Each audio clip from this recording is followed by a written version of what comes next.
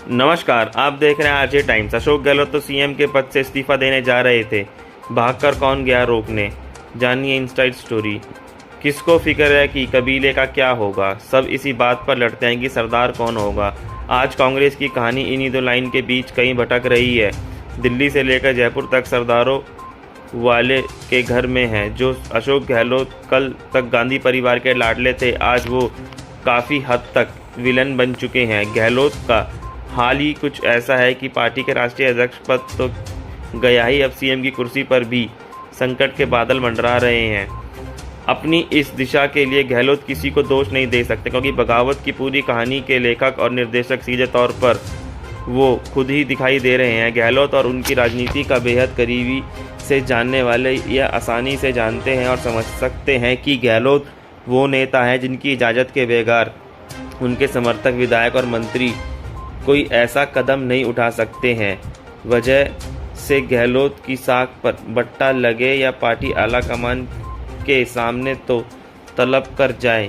ऐसे में राजस्थान में पार्टी पर्यवेक्षकों की मौजूदगी में विधायक दल की बैठक का बहिष्कार कैसे हो गया है?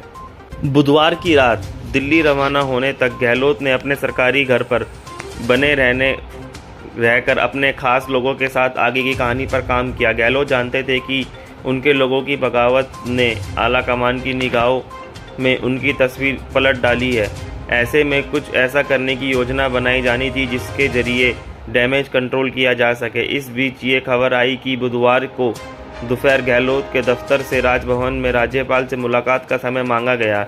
राजभवन से 2 बार मुलाकात का समय दिया गया, लेकिन गहलोत एक बार भी राज्यपाल कलराज मिश्र से मिलने नहीं गए। जानकार सूत्रों के मुताबिक गहलोत ने आलाकमान से मिलने से पहले खुद पाक साफ बताने के लिए पूरी कहानी लिख डाली थी और वो इसके लिए राज्यपाल को अपना इस्तीफा देने का मन बना चुके थे, ताकि आलाकमान को ये बता सकें कि वो सीएम कुर्सी से चिपके नहीं रहना चाहते। ऐसे में वो सीएम पद से इस्तीफा देकर दिल्ली आए।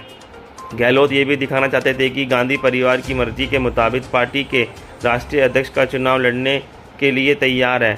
नेताओं को था आदेश, राजनीतिक हत्या होनी तय है। गहलोत की इस कहानी को उन्हीं के अपनों ने दूसरी दिशा में मोड़ दिया। जैसे ही गहलोत के करीबी लोगों ने प्रदेश अध्यक्ष गोविंद सिंह डोटासरा, मंत्री शांति धारीवाल, प्रताप सिंह, महेश जोशी और स्पीकर डॉक्टर चंद्र प्रकाश जोशी को सीएम के मंसूबे की खबर लगी, ये सभी नेता गहलोत के सरकारी घर पर उन्हें मनाने के लिए दौड़ पड़े कि अगर वो ऐसा करेंगे तो उन सभी की राजनीतिक हत्या होनी तय है। घंटों तक गहलोत और उनके करीबी लोगों की बैठकों का दौर जारी रहा और इस दौरान गहलोत का दिल्ली रवानगी का समय भी टलता रहा। दोपहर 3:30 और शाम 5 बजे तक अशोक गहलोत का विशेष विमान दिल्ली की उड़ान भरने के लिए तैयार भी हो गया, लेकिन गहलोत घर से रवाना नहीं हुए। कई घंटों की बातचीत के जरिए गहलोत के करीबी उनको इस्तीफा नहीं देने के लिए मनाने में सफल रहे और गहलोत राज्यपाल से मिलने बिना ही रात करीब 9:30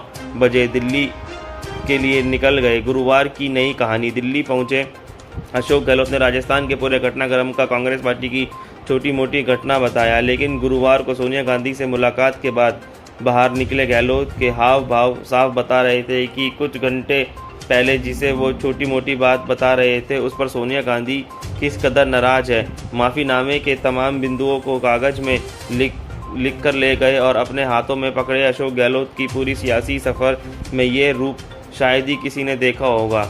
अब आगे क्या होगा? अशोक गहलोत की जादूगरी इस बार किसी पर नहीं चढ़ी, ये तो अब साफ हो चुका है कि लेकिन इसके बाद बीची खुची कसर से केसी वेणुगोपाल के इस बयान ने निकाल दी कि अब अगले कुछ दिनों में राजस्थान के सीएम के विवाद का भी समाधान निकल जाएगा। वेणुगोपाल के ये बयान ये बताने के लिए काफ़ी है कि आलाकमान की नज़रें में राजस्थान के सीएम को लेकर विवाद है। अब ऐसा है तो कहा जा सकता है कि अशोक गहलोत की डागर आगे भी आसान नहीं होगी।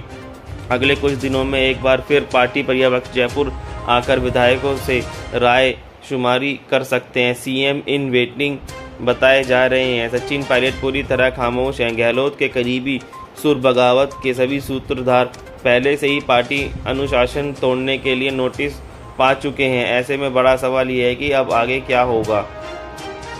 क्या पायलट की बगावत बनेगी रोड़ा? लेकिन इसके बावजूद ये तय है कि गहलोत समर्थक करीबी 4 दर्जन ऐसे विधायक हों सचिन का नाम किसी भी सूरत में स्वीकार नहीं करेंगे। ऐसे में कुछ गहलोत समर्थक विधायक तो खुलेआम ये ऐलान कर चुके हैं कि हमें मध्यावधि चुनाव में जाना मंजूर है, लेकिन हम सरकार को गिराने की साजिश करने वालों को सीएम बनता नहीं देख सकते। इसलिए साफ है कि सचिन पायलट की 2 साल पुरानी उनकी बगावत उनके रास्ते का सबसे बड़ा रोड़ा बनेगी। फिर सचिन पायलट की लड़ाई भी तो सीएम की कुर्सी को लेकर ही तो है। फिर उससे काम पर सचिन भी नहीं मानने वाले। ऐसे में साफ है कि राष्ट्रीय अध्यक्ष के चुनाव के बाद कांग्रेस के लिए राजस्थान की सरदारी एक बड़ी मत्थापच्ची साबित होने वाली है। बहुत बहुत धन्यवाद। आरजे टाइम्स को देखने के लिए लाइक सब्सक्राइब जरूर करें।